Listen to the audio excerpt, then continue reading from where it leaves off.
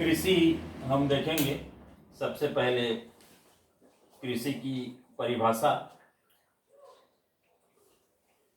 भूमि अथवा मृदा को जोतने, उस पर जोत कर बीज बोने और नए बीज उत्पन्न करने, नए बीज उत्पन्न करने के लिए पशुपालन करने, कृषि में सहयोग के लिए मत्स्याखेट करने, वानिकी की संपूर्ण कार्य प्रणाली की जो क्रिया है उसको हम विज्ञान को या उस विज्ञान को हम कृषि कहते हैं। कृषि का जो महत्व है इसको हम देखेंगे। कृषि के महत्व के अंतर्गत कृषि में हमारे देश का जो राष्ट्रीय आय है उसमें कृषि से हमको कुल 46% प्राप्त होता है। यहाँ की जो श्रम शक्ति है वो 64% प्रत्यक्ष रूप से कृषि पर ही आश्रित है। सकल घरेलू उत्पाद का 22% हमको कृषि से मिलता है। बड़े उद्योगों को जैसे सूती वस्त्र उद्योग है, चीनी उद्योग है, जूट के कारखाने हैं, वनस्पति तेल या घी के जो उद्योग हैं, उनको जो कच्चा माल, पक्के वस्तु निर्माण करने में कच्चा माल प्राप्त होता है वो हमको कृषि से ही प्राप्त होता है। कृषि के हम प्रकार देखेंगे। इसमें हम 4 प्रकार के कृषि का अध्ययन करेंगे। सबसे पहला निर्वहन, जीवन का निर्वहन एवं जीविकोपार्जन जो कृषि है, ऐसे खेती जिससे हम अपना जीवन का निर्वाह करते हैं, साथ ही साथ हम अपना जीविकोपार्जन भी उसमें अर्जित करते हैं। उस खेती को, उस कृषि को इस श्रेणी में रखी गई है। ऐसे जो क्षेत्र हैं जो जीवन निर्वाह और जीविकोपार्जन के लिए खेती की जाती हैं, उस क्षेत्र में प्रमुख रूप से मध्य प्रदेश, छत्तीसगढ़ और बिहार को सम्मिलित किया गया है।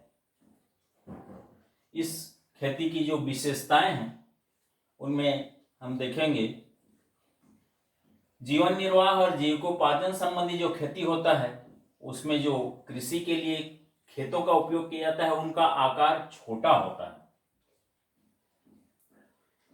छोटे छोटे औजारों का और परंपरागत औजारों का इसमें उपयोग होता है। परंपरागत औजारों के साथ साथ जो कृषि में सहयोगी हैं, पशुबल या पशुओं का उन औजारों के उपयोग में सहयोग लिया जाता है।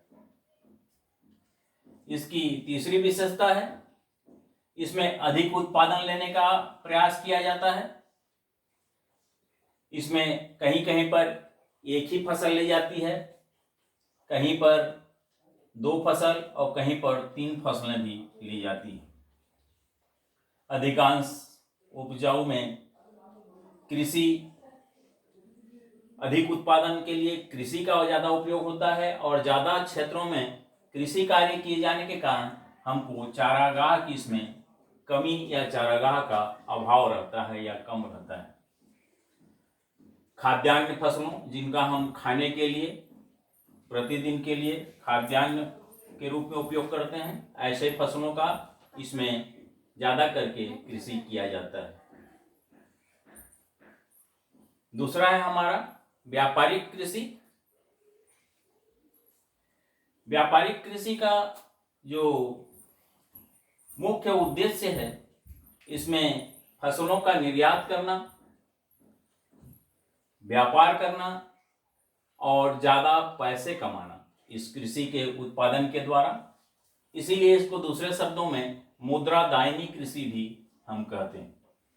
इसमें नकदी फसलें ज़्यादा उपयोग की जाती हैं और इसका जो उद्देश्य है वो यही है कि इसमें जो भी कृषि करेंगे उसमें हमको नगद मूल्य में उसका मूल्य जो है मिले, उस फसल का निर्यात हो और उससे लाभ प्राप्त हो।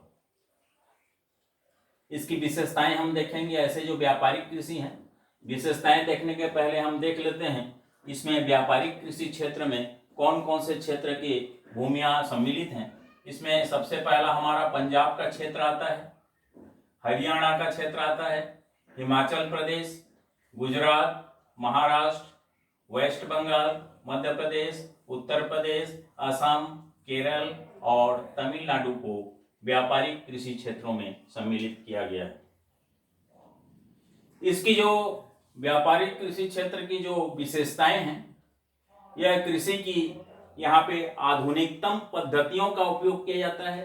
नए नए जो मशीन हैं, नए नए जो खेती में उत्पादन में प्रयोग होने वाले जो मशीन हैं, इनका प्रयोग किया जाता है। इसमें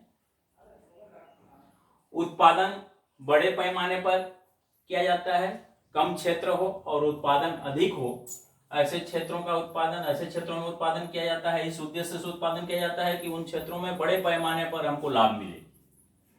आधुनिक पद्धति जो कृषि के हैं उसका उसमें उपयोग किया जाता है। सभी उत्तम किस्म के बीज जो कम मात्रा में ज्यादा हमको उत्पादन दे, उत्तम किस्म की दवाइयां और मशीनों का प्रयोग इसमें किया जाता है। यहाँ पे जो खेतों का आकार होता है व्यापारिक कृषि क्षेत्र में, वो जीवन निर्वाह या जीविकोपार्जन वाला जो कृषि है उससे बड़े आकार के होते हैं। यहाँ की खेत जो है वो बड़े होंगे, कृषि क्षेत्र बड़े और सपाट स्थिति में होते हैं। उन खेतों में रोपण करना, बागाती खेती, ट्रक फार्मिंग, डेयरी फार्मिंग आदि व्यापारिक कृषि इसमें मुख्यतः सम्मिलित किए गए हैं। और इनमें जो फसल हैं उनमें प्रमुख रूप से चाय, कहवा, कपास, जूट, गन्ना, रबर और अन्य प्रकार के जो मसाले हैं, मूंगफली, सरसों, सोयाबीन आदि व्यापारिक फसलों को इसमें सम्मिलित किया गया है। तीसरा हम देखेंगे शुष्क कृषि। शुष्क कृषि, इसमें इस तरह का जो शुष्क खेती वाला जो क्षेत्र है वो हमारे देश में लगभग 70% है। यह वर्ष भर जो वर्षा होती है प्राकृतिक रूप से उस पर आधारित खेती है और इसमें वर्षा पर आधारित खेती होता है। इसलिए वर्षा के जल को संरक्षित रखने के लिए विभिन्न प्रकार के तकनीकियों का इसमें प्रयोग किया जाता है। जैसे वर्षा के जल को हमको रोक के रखना है और उस वर्षा जल का फसल में उपयोग करना है। इस उद्देश्य से वर्षा के जल को हम संचित करने के लिए विभिन्न प्रकार की व्यवस्थाएं करेंगे। वर्षा के पूर्व हम अपना जो खेत है जिसमें फसल लेना चाहते हैं उसमें हम जोताई कर देंगे। कम जल के उत्पादन हो या कम जल में जो कृषि हो सके, ऐसे जो बीज हैं जैसे जिनको कम मात्रा में पानी चाहिए, गेहूं है, ज्वार है, बाजरा है, ऐसे बीजों का, ऐसे खेतों में ऐसे बीजों का उपयोग करके खेती करेंगे। और चौथा है हमारा सिंचाई सुविधाएं, जैसे कुआं, विभिन्न प्रकार के अगर किनारे में नहर या जल की व्यवस्था है उसके द्वारा सिंचाई की व्यवस्था, बोर खनन इत्यादि सिंचाई की सुविधाएं वहां पे हम जुटाने का प्रयास करते हैं। आर्द्र कृषि के अंतर्गत चौथा हमारा आर्द्र कृषि है। 100 से 200 सेंटीमीटर वार्षिक वर्षा क्षेत्र जो है उन क्षेत्रों को आर्द्र कृषि के अंतर्गत रखा गया है। और आर्द्र कृषि क्षेत्र के अंतर्गत हमारा मध्य प्रदेश के कुछ भाग, गुजरात के मध्यवर्ती भाग, हरियाणा, मेघालय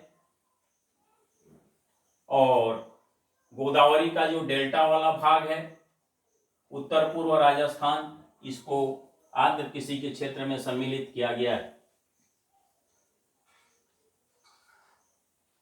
आर्द्र कृषि क्षेत्र के अंतर्गत जो फसलें हैं 1 बार, 2 बार या 3 बार भी ली जाती हैं, जैसे गन्ना है, धान है, जूट।